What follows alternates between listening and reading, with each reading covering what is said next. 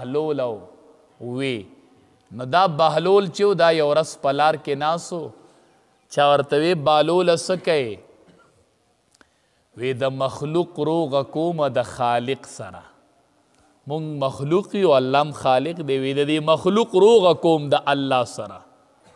ډیله روغه کومه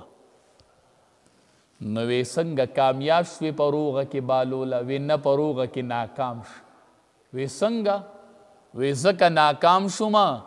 چې روغه اله کیږي چې دواړه طرفونه روغې ته تیار نو اله روغه کیږي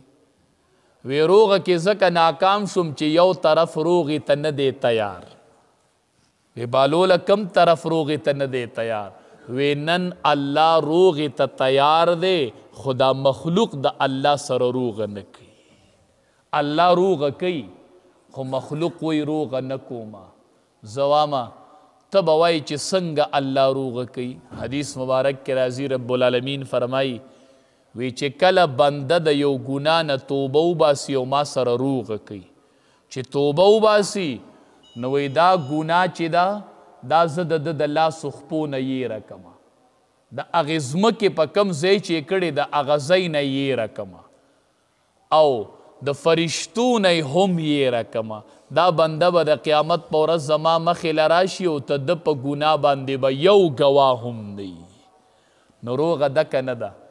دنیا کې تا را چا سره بد کړي روغه کوي ورشي نه هغه ټولې زړې خبرې به درته یادي دا دې کړي دا دې کړي دا دې کړي دا دې کړي دا غلطي دې کړې وه او دا جومات ته راشه وای الله روغه کومه الله به درته چرې ونه وایي چې تا داسې کړي تا داسې کړي تا نه هېڅ ترتم نه یادوم بنده دې ګوټ ته کښېنه او سترګې نو دې اوښکې وبهیږي هېڅ هم مه وایه خو دې اړه کې راوله چې الله دا ګناهونه مې کړي وو بس چې پیمانه شوې نو زما د طرف نه د معافۍ اعلان راغې التائب من الذنب کمن لا ذنب له توبه ایستونکی د ګناه نه داسې دی لکه ده چې اړو ګناه کړي نه وي نو الله روغه کوي که نه کوي چې ګناه دله داسې ورانوي نه درته پیغور درکوي چې دا دې کړي وه دا دې کړي هېڅ هم نه وامه بنده هېڅ هم نه وام او روغه کوم نه ته چې دنیا کې 3 ځله چا پسې لاړ شي نو په 4م ځل د پسې دروازه د هغې طرف نه دروازه کې چټکنۍ لګولي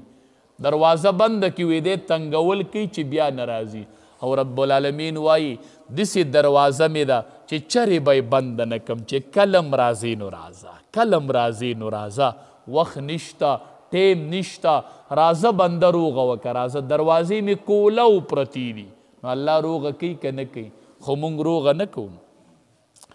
بهلول بله ورځ په مقبره کې ناست چا ورته وی بهلوله څه کوې وی د دې مخلوق روغه د الله سره کوم د دې مړو روغه وی ودې کړله روغه وی نه روغه کې بیا ناکام شومه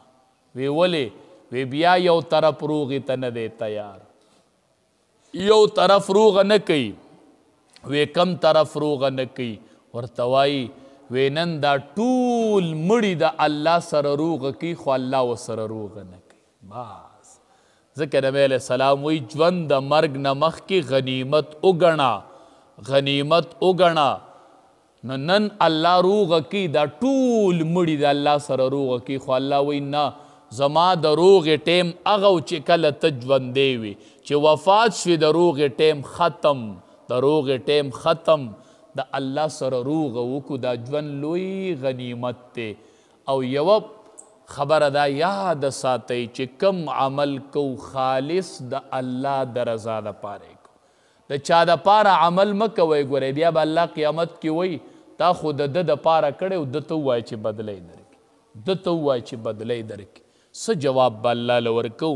کم عمل چې کو خالص د الله د رضا دپاره کو حدیث مبارک کې راځي قیامت کې به د ټولو نه مخکې جهنم ته 3 کسان وغورځولی شي هغې کې به یو عالم د ټولو نه اول راوستلی شي الله به ورته وایي